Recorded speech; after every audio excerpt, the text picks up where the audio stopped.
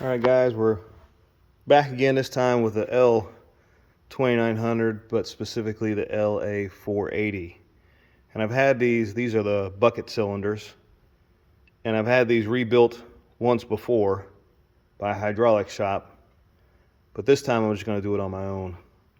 I bought the parts from Essex. You know, there's only $35 for this one. You have to check the serial number on the bucket or the loader, because they do have different cylinders depending on your serial number, and the parts are different. For one cylinder, this is the older model, and it's $36, I think, right now.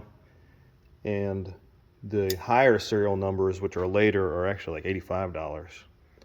So I have this little tool here. It says pulley holder, but that's so I can get in these holes right here. I did have the tool that it came with, but I did have to grind down on the sides a little bit so that it would fit around. And so now we'll stick it in there and try and loosen this guy up. And the reason that this is being rebuilt is because even when the tractor's running, the bucket just starts tilting down, and it's just getting worse and worse, whereas now it's probably going down 5 inches every 10-15 minutes. So it's just not safe, and you can't do a lot of work with it moving around so much. So we'll pull it apart and hopefully get it fixed up. Here we go.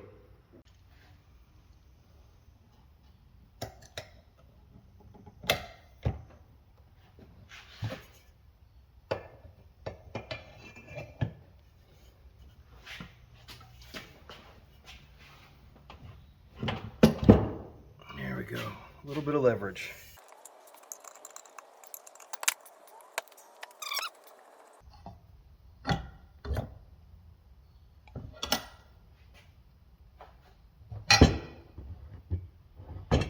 All right, this guy's looking okay as well. Let's see if we can't turn here.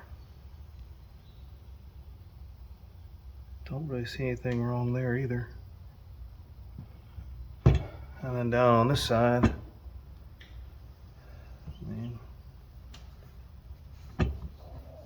can't really see anything either. So I mean, that's all there is to it. All right, so we got 2 of everything. All right, so we have, oh yeah, that's right. Actually has a nut in here, and I bought this one extra. I'll put this, let's see, we got it right here. Hopefully you can read that. I'll put it on there as well. This should actually end up being extra.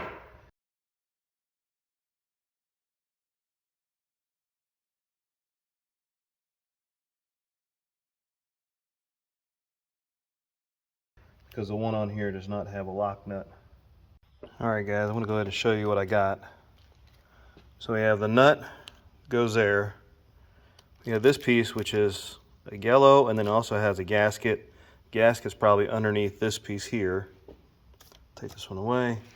This size fits right here. This one is a flat one. So I'm guessing that is this one right here. It looks orange there. Then we have this one, which goes here. And then we have the sealer for the piece, which goes in there.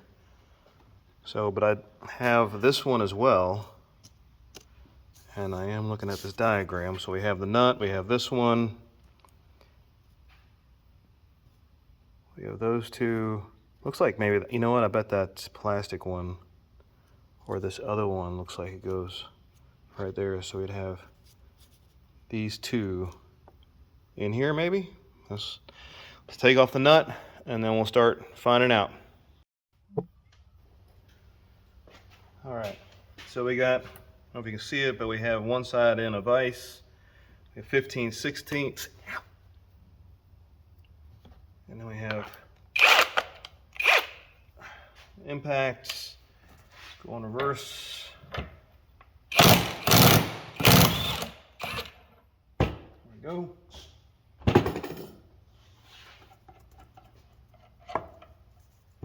Take him off.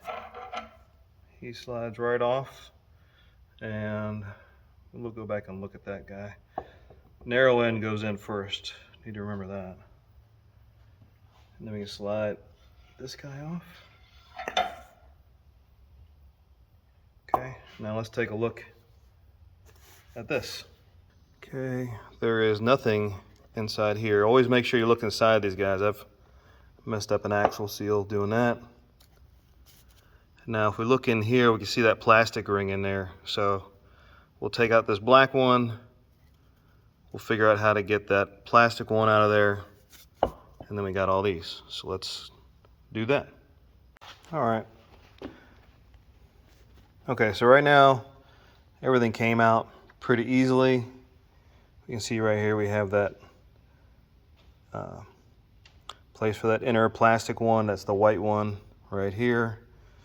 Then we had the black one on top. I just took those out with a screwdriver, and then I used a little needle kind of thing to pull out that plastic one. Both those are kind of hard.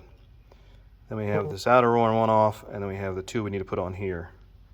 And we have this guy here, and I got the new ring on it. But this plastic one, I had to actually break this one off to get it out.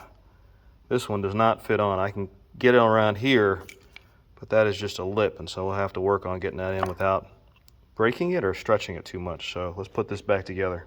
All right, guys, so we got it done.